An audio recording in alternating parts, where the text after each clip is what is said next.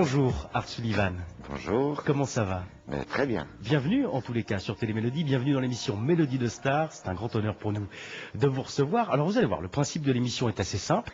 On va regarder ensemble des extraits de clips et de documents audiovisuels. Et puis au fur et à mesure, comme ça, vous allez nous livrer vos sentiments, vos émotions, pourquoi pas même vos souvenirs que vont vous évoquer ces images et ces musiques éternelles. Alors, avant toute chose, Art Sullivan, on va parler de votre actualité. Très riche, il y a eu, on va dire, une période blanche, et puis vous nous revenez en force avec énormément de choses. Tout d'abord les galas, et puis aussi un DVD, très chouette d'ailleurs, qui s'intitule Les Originaux, oui, où on voit un peu tous les scopitones, en tout cas tous les premiers clips de vos succès. Et puis en parallèle de ça, un nouvel album, on l'attendait, qui s'intitule T'arrêtes pas. Ça fait beaucoup de choses. Oui, surtout après une période, comme tu dis, il y a eu 20 ans d'arrêt. Et puis, je crois que c'est l'arrivée finalement du numérique qui a fait que Art Sullivan est revenu un peu dans le métier de la chanson. Et on a commencé d'abord à sortir des compiles des anciens titres. Je suis le premier surpris du succès de ces compiles. Oui, parce que tu t'attendais pas du tout à un retour. Non, j'étais la première maison de disques qui m'avait proposé en 94 ou 95 une première compile. J'étais tellement content d'avoir en CD. De moi, parce que je n'avais que des vinyles d'abord. Donc en CD, je me dis, ils vont en tirer 500 exemplaires, et ça va s'arrêter là, quoi. Et puis finalement, c'est très loin. Ce qui m'a finalement remis sur le chemin d'avoir envie de refaire d'autres chansons, donc de sortir un nouvel album. Alors en tout cas, on va continuer à te découvrir, et découvrir également ce que tu as fait pendant ces 20 années, avant ton retour, justement, et on regarde tout de suite pour enchaîner le premier extrait. D'accord. Il boit de la santé des putains d'Amsterdam, d'Hambourg ou d'ailleurs, enfin, ils boivent aux dames qui leur donnent leur joli corps, qui leur donnent leur vertu pour une pièce en or. Et quand ils ont bien bu, se plantent le nez au ciel, se mouchent dans les étoiles, et ils pisent comme je pleure sur les femmes infidèles dans le port d'Amsterdam. Ah oui, mais magnifique. Là, vous avez fait un très beau choix. Et en regardant cette image, que j'ai déjà vu d'ailleurs plusieurs fois, avant aussi, quand on voit maintenant le show business et les spectacles maintenant qui sont à coups de millions de lumière, de mise en scène, et là vous avez un micro et vous avez Brel et vous avez un spot. Et tout le spectacle se passe sur le visage et sur l'interprétation de Brel. Ça, c'est l'artiste. Est-ce que tu as... Brel a fait partie des gens que tu as écoutés pendant ton enfance. Est-ce que la musique était présente dans ton environnement familial durant ton enfance? Oui, je voulais être chanteur déjà à l'âge de 12-13 ans, et je faisais les petits radios crochets dans les écoles et tout. Brel, quand j'avais 13-14 ans, n'était pas mon idole. J'ai commencé à apprécier Brel vers 22, 23 ans. Et la musique donc a quand même bercé ton enfance. Tes parents écoutaient la musique.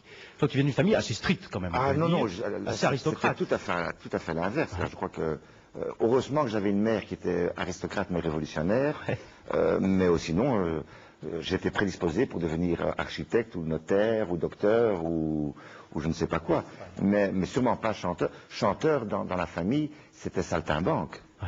C'était mal vu, c'était quelque chose qui était pas C'était très mal vu, et quand j'ai commencé à être chanteur, que ma mère a annoncé ça dans la famille, ils lui ont fait comprendre qu'elle était encore plus folle qu'il ne pensait. Jusqu'au moment où le premier disque a marché, et là disons que ça a un petit peu changé, parce que tout en étant aristocrate dans certaines familles, on aime toujours l'argent aussi. Est-ce que c'est un combat pour toi, justement? Tu dis à 11-12 ans, ton rêve d'accomplissement dans la vie, c'est d'être chanteur. C'était plus être chanteur ou être mis dans la lumière, c'est-à-dire être sur la scène? Mais c'était pas... C'est difficile, on est en 2005, et maintenant chanteur, c'est star. Mais star, je ne pensais pas star. C'était artiste. Oui, voilà, c'était artiste. J'avais envie d'être chanteur, d'être sur la scène, de composer. Bon, évidemment, il y a une forme de narcissisme aussi, parce que sinon on ne ferait pas ce métier. Bien sûr. Ce serait hypocrite de dire on chante dans sa salle de bain et c'est très bien. Mais il n'y avait pas ce phénomène de... Je ne pensais... Mon plaisir n'était pas d'être reconnu le lendemain matin dans la rue. C'est pas ça qui était le plus important. Moi, je construis des marionnettes avec de la ficelle et du papier. Elles sont jolies, les mignonnettes. Je vais je vais vous les présenter. Alors, Christophe, c'est raconte. gentil comme tout. Ça, je me vois encore avec mon vélo courir dans un supermarché parce que je l'avais entendu la veille à la radio. Mais Christophe, c'est lui qui a été le déclencheur vraiment de ta carrière. De ma carrière, dans le sens que la première fois que je l'ai entendu, c'était le soir, j'écoutais avec un petit transistor, et j'ai entendu Aline, et ça a été vraiment le déclic. Et puis il a sorti les marionnettes, et pour moi ça a pris une amplitude encore beaucoup plus grande. Et par la suite, j'ai commencé à même à le connaître. Oui, alors pourquoi? Parce que tout simplement, tu t'es occupé de son fan club, ainsi qu'Hervé Villard d'ailleurs, en disant d'ailleurs que tu avais un peu plus de membres dans ton fan club pour être un peu plus crédible à leurs yeux. J'ai fait un petit mensonge, donc j'avais été voir Christophe, je lui avais proposé de tenir son fan club, il était très content, c'est très bien. Et puis j'ai un peu exagéré sur le nombre de membres, un peu largement d'ailleurs. Et Hervé Villard, qui avait appris que je ne sais pas par qui, que le club Christophe avait autant de membres, était quand même assez surpris. Donc on s'est rencontrés aussi, ce qui fait que j'ai connu Hervé Villard, qui lui-même alors m'a présenté à un producteur en Belgique. Et c'est là qu'Ensemble est arrivé. Qu'est-ce qui t'attirait quand même dans ces lumières du show business, dans le métier d'artiste? La composition. La composition, la chanson, tout simplement. Alors, je crois que tu ne joues pas vraiment d'instrument, non, la manière de composer, pas du tout. Mais tu as les mélodies. Je ne connais pas une note de solfège. Ouais. Je peux te jouer du triangle, par contre. Ça, c'est pas mal. Art, ce monde où la perception du monde, on va dire, de la vie artistique, est-ce que ça a été à un moment donné aussi une occasion de pouvoir t'évader d'un côté un peu familial strict ou d'aller un peu plus loin vers ta passion? Est-ce que c'était finalement quelque chose d'assez libérateur? D'où vient cette vocation? Une vocation, je vais prendre un autre exemple. Je dirais c'est comme des gens qui vont peut-être...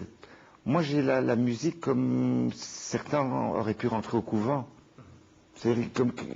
J'ai eu comme un flash, comme une voix, comme une foi. C'était clair et net pour moi que je serais chanteur. Mais sans prétention, je dirais. C'était une chose aussi normale que de respirer. Les gens de bon conseil ont su me faire comprendre qu'à l'homme de la rue, j'avais des comptes à rendre et que sous peine de choir, dans un oubli complet, je devais mettre au grand jour tous mes petits secrets. Trompette de la renommée, vous êtes bien mal.